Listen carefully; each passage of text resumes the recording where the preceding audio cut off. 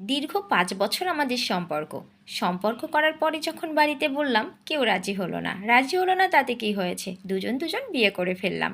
বিয়ে করার পরে তার মোবাইলে দেখি আমার দুটো সিমে ২ নাম্বার সেভ করা, একটা সিমে লেখা রয়েছে আমার জান, আর একটা সিমে লেখা রয়েছে আমার লাভ। তো যে আমাকে এত ভালোবাসে সেই মানুষটাকে অবিশ্বাস করা যায় নাকি? তো যাই হোক, ঘরে যখন আসার সাথেই বলে, আমার মনে হয় শান্তির জায়গাটাই চলে আসছি, এটাকে আমার বেহেশত মনে হয়। যে হাজবেন্ড তার ওয়াইফকে বারবার এই কথা বলে, সেই ওয়াইফ তার হাজবেন্ডকে কতটা ভালোবাসতে পারে বলেন তো? বাসায় আসলে তার রূপটা এমন থাকে, মনে হয় আমাকে ছাড়া সে দুনিয়াতে আর কিছু চেনেই না, জানেই না, বাইরের জগৎ তার কিছুই নেই। মনে হয় পৃথিবীর সবথেকে সুখী মানুষটা হচ্ছে আমি। আর মনে হয় যে আমার মতো সুখী দুনিয়াতে কেউ নেই। আর সারা সময় রান্নাঘরে গেলে জানু জানু করে যখন পেছনে দৌড়ায়, তখন মনে হয় আরে পৃথিবীর কোনো সুখই তো আমার কাছে কিছুই না। আমার হাজবেন্ড যেমন আমাকে ভালোবাসে, এরকম ভালোবাসার মানুষ কজন আছে এই দুনিয়াতে? তারপর যখন অফিসে যায়, আমাকে নিয়ম করে ফোন দেয়, কি তুমি খেয়েছো, কি করো, তাকে সন্দেহ করব? এটা তো কখনো মাথায় আসে না।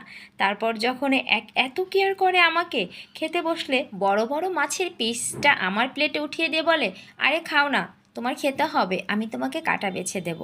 এত ভালোবাসা তো আরে আমার বাবা মাও কখনো বাসেনি। সবসময় মনে হয়েছে কি জানেন, যে আমি পৃথিবীর সব থেকে সুখী মানুষ, আমি একদম অনেক অনেক বড় সুখী একজন মানুষ, ধন্য আমার জীবন, এমন স্বামী পেয়েছি। অবশেষে যদি সেই স্বামীকে জানতে পারি যে আমার হাজবেন্ড আমার থেকে বেশি কাউকে ভালোবাসে, আমি তো বিশ্বাসই করতে পারি না। এর থেকে কি বেশি কাউকে ভালোবাসা যায় নাকি? এটা তো একদম বোকার সঙ্গে বসবাস করা। যে হাজবেন্ড আমাকে ছাড়া দুনিয়ার কাউকেই চেনে না, সেই হাজবেন্ড আবার অন্য কাউকে ভালোবাসে কী করে?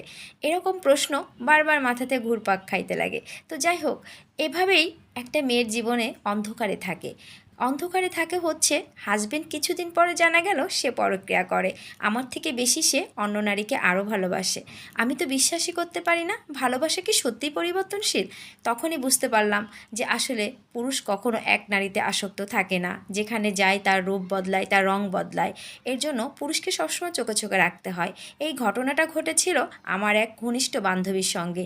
এত ভালোবাসতো যে তার হাজবেন্ড তাকে, সে কখনো ভাবতেই পারে না দুনিয়াতে সে হাজবেন্ড কিছু করতেই পারে। অবশেষে জানা গেল দীর্ঘদিন সম্পর্ক, সে স্টেট দাঁড়িয়ে দিয়েছে আমি তাকে বিয়ে করব।